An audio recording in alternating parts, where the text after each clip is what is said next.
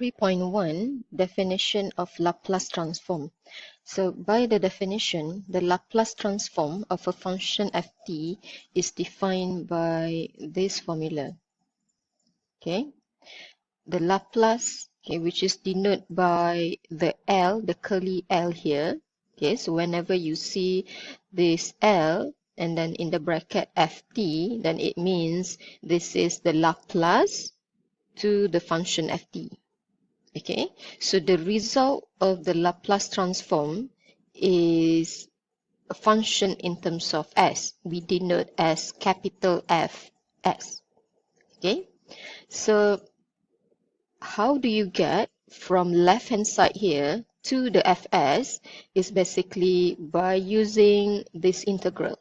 So by definition, the Laplace of ft is given by the integral from 0 to infinity, exponent negative st. So this is the compulsory term, exponent negative st times ft. So this is the function. Okay, ft is the function that we wish to find its Laplace transform. And then we have dt, it means we integrate with respect to t. Okay, so this is the definition of Laplace transform. Okay, so you don't need to memorize, because basically in the table of Laplace, if you can refer here, the definition of Laplace transform is given at the top here. So fs equals integral from 0 to infinity ft times exponent negative st dt. Okay, so that's the definition. Okay, look at the first example. We want to find the Laplace transform of ft here, where ft is given as a. ft equals a, where a is a constant. So we wish to get, so if we can write, so in this example 1, so basically we want to find the Laplace of a, where a is a constant. Okay, so if we refer back to the table of Laplace, okay, so look at the first row here. So we have ft equals k at the left. Okay, and at the right, this column is actually for the transform, the result after you perform the Laplace transform. So if ft is k, then the Laplace transform of k is k over s. So this is what we want to prove. Okay, so all of the result in the right column here basically can be proved by this formula.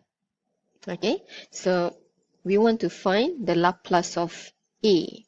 Okay, so by definition, so I'm going to write here, our ft is a. So therefore, the Laplace of a, by definition, it is the integral from 0 to infinity, and we need to put this term, exponent negative st times ft. So our ft is a, which is a constant. Okay, so since a is a constant, we can put aside before the integral, so that our term in the integrand, okay, can be simplified. Okay, so now we can see, okay, the integral here involve the infinite limit. Okay, one of the limit, which is the upper limit, okay, is an infinite number. So by the improper integral, okay, topic that you have learned before in engineering maths 1. Okay, you have improper integral topic. Okay, it is improper integral if one of the limit or both limits, okay, are infinite. Okay, so whenever we have improper integral, then the right way to write is like this. I'm going to use k. Limit k approaching infinity, then the integral becomes 0 to k. Exponent negative st dt. So we solve the integral. So a, so the notation of the limit here follows. So you integrate exponent, so you get back the exponent term, but don't forget, we need to differentiate negative st with respect to t, not with respect to s. Okay, remember that. You do the integral with respect to t. So you differentiate negative st with respect to t, then you have, okay, negative s. So the limit here would be from 0 to k. Okay, so since Okay, at this part here, we evaluate for t equals k and t equal to 0. So the evaluation here do not involve with the s. Okay, so we can put aside the s. So it is, okay, if we put aside the s, then we have negative as, negative a over s, limit k approaching infinity, then we have exponent negative. Okay, so we evaluate, okay, t equals k, so we have negative s, k, minus, when t equal to 0, we have exponent of negative 0, which is 1. Okay, and then we can see when k approaching infinity, then we'll have exponent of negative infinity s.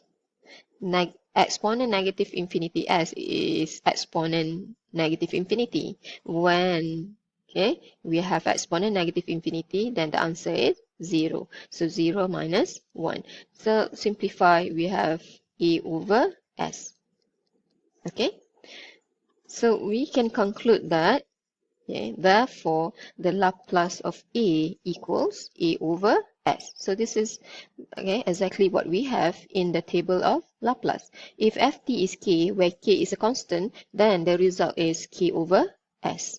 Okay, so we have proved that one. So it means that if ft equals 1, for example, okay, so we know 1 is a constant. So the Laplace of 1, by right, this is 1 over s, okay, by using this result here. Okay, so similarly, if ft equals, for example, negative 3, then what is the Laplace of negative 3? Yes, negative 3 over s. Okay, so this is for the constant. Laplace transform for a constant, is equal to the constant itself over s. Okay, so let's see the second example. Okay, find the Laplace transform of ft equals exponent at now. Okay, so a is a constant. So now we are looking for Laplace of exponent at. Okay, so by definition, it should be the integral from 0 to infinity exponent negative st times ft. Our ft now is exponent at dt. Okay, so first we can simplify. We can see we have the exponent times exponent. So by the rule of exponent, okay, so again I can write as limit k approaching infinity because we have the improper integral. So 0 to k. Okay, so now the exponent times exponent. So we can simplify as e exponent negative t. So I can factor out the negative t. Then in the bracket we have s minus a. Okay, so you can see if you expand the bracket, then you will get exactly the terms in the first place, exponent negative st times exponent at. Okay, so we have simplified the two terms of the exponent, and this is now the limit k approaching infinity. So we solve the integral, so integrate exponent, so you get back the exponent term, but don't forget, differentiate negative t s minus a with respect to t, then we have negative s minus a. So we evaluate this from 0 to k. Okay, so again, I can put aside the negative 1 over s minus a. All right, and then we have limit k approaching infinity. Then we have exponent negative. So now t equals k. So I have k s minus a minus with a, when t equal to 0, then we have exponent of 0, okay, which is 1. Okay, again, when k approaching infinity, then we have exponent negative infinity, which is 0. So we have negative 1 over s minus a, 0 minus 1, which can be written as 1 over s minus a. Okay, so it means that,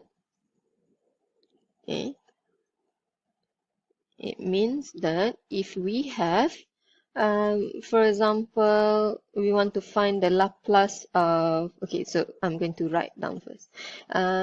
The Laplace of exponent EAT equals 1 over s minus a. So if I have the Laplace of exponent 2t, for example, then it's going to be 1 over s minus 2.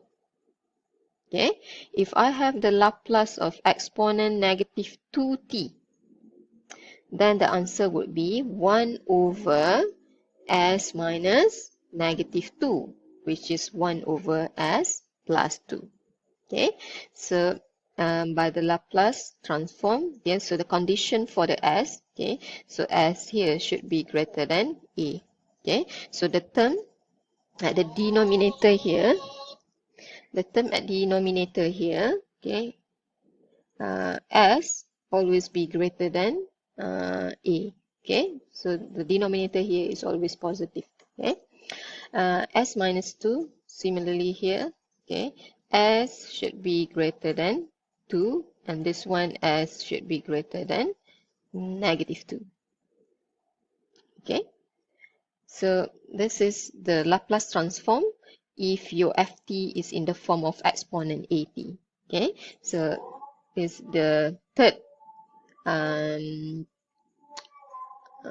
function that you have in the Laplace table. Exponent at, then the result is 1 over s minus a. Okay, so we have seen two examples, okay, of the Laplace transform. And in the next video, we will discuss example 3 and few partial tests on the Laplace transform.